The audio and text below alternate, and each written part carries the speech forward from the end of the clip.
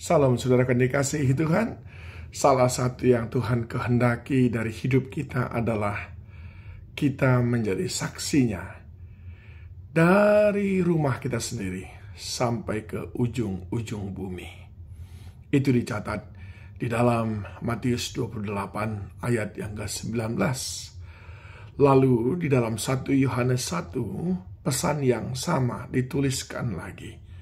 Di dalam 1 Yohanes 1 ayat 2 dan 3, hidup itu telah dinyatakan dan kami telah melihatnya, dan sekarang kami bersaksi dan memberitakan kepada kamu tentang hidup kekal yang ada bersama-sama dengan Bapa dan yang telah dinyatakan kepada kami.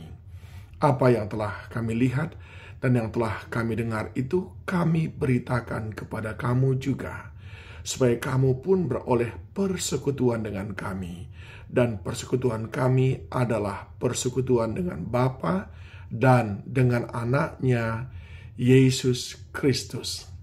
Saudaraku dikasihi Tuhan, kita sering sekali mendengar ada seorang yang memiliki pengalaman bersama dengan Tuhan, lalu dia mulai menyandang sebagai predikat sebagai hamba Tuhan. Kalau dia tidak ditahbiskan menjadi pendeta, dibuat namanya evangelis dan lain sebagainya. Lalu mulai keliling kemana-mana, baik di dalam maupun di luar negeri, lalu memberikan kesaksian atas pengalamannya bersama dengan Tuhan itu. Dan banyak sekali gereja yang mengundangnya ke sana kemari, lalu lewat itu namanya menjadi tenar. Apakah hal yang itu yang dimaksudkan Tuhan menjadi saksiku di Yerusalem, Yudea, Samaria, dan ujung-ujung bumi? Apakah kesaksian seperti itu yang dimaksudkan oleh 1 Yohanes 1 ayat 3 dan 4 ini? Tentu saja kesaksian-kesaksian yang diberikan mantan preman, mantan pembunuh, mantan dukun, dan lain sebagainya, itu semuanya adalah kesaksian yang dahsyat. Tapi itu baru sekedar permulaan saja. Itu sama seperti screensaver, itu sama seperti iklannya saja. Sebab kesaksian yang sebenarnya adalah hidup berjalan bersama dengan Tuhan, meneladani Dia, dan semakin hari semakin serupa dengan Dia. Itu sebabnya firman Tuhan ini berkata, hidup itu telah dinyatakan, kami telah melihatnya, dan sekarang kami bersaksi. Jadi yang Tuhan janjikan itu sudah dinyatakan. Tuhan berikan kita mukjizat, Tuhan membuat kita mengalami perjumpaan dengan Dia. Itu adalah awal untuk selanjutnya kita mulai berjalan bersama dengan Tuhan. Ayat 3 dikatakan, apa yang telah kami lihat dan yang telah kami dengar, kami beritakan kepada kamu juga. Kita lihat dari mana? Dari hidup Kristus. Kita lihat dari mana? Dari apa yang Yesus teladankan. Kita dengar dari mana? Dari firman-Nya. Bukan sekedar pengalaman 1-2 itu tadi, lalu kita mulai gembar-gemborkan ke sana kemari. Saudaraku, bersaksilah.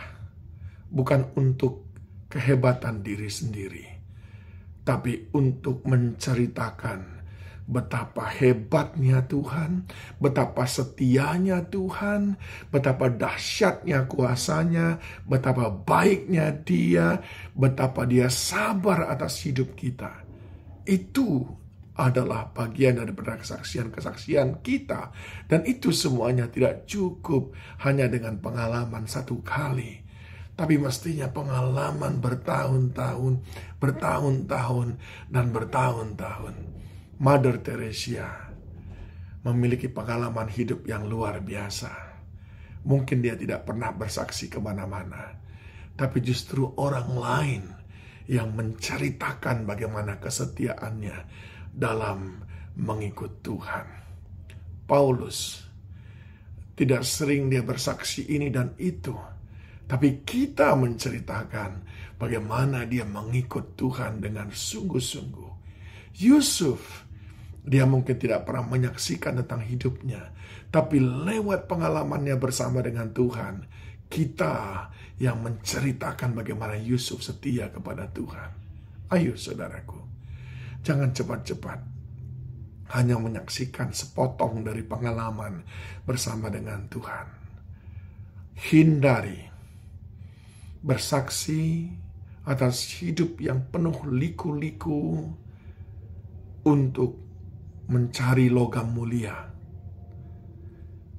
Tapi bersaksilah supaya Tuhan termulia. Ada banyak orang bersaksi kesana kemari, mencari logam mulia supaya dibayar. Kesaksiannya dijual, seakan-akan dia hebat. Mestinya Yesus dan hanya Dia yang mendapatkan kredit, yang mendapatkan penghormatan, pujian, pengagungan dari segala hal yang hebat yang terjadi dalam hidup kita. Dan kita tidak boleh terlalu cepat menyanjung-nyanjung orang-orang yang baru saja ditolong Tuhan, baru saja mengalami perjumpaan dengan Tuhan. Tentu kita senang atas itu semuanya, kita patut ikut bersyukur, tapi jangan cepat-cepat. Karena justru itu mungkin membuat mereka menjadi jatuh.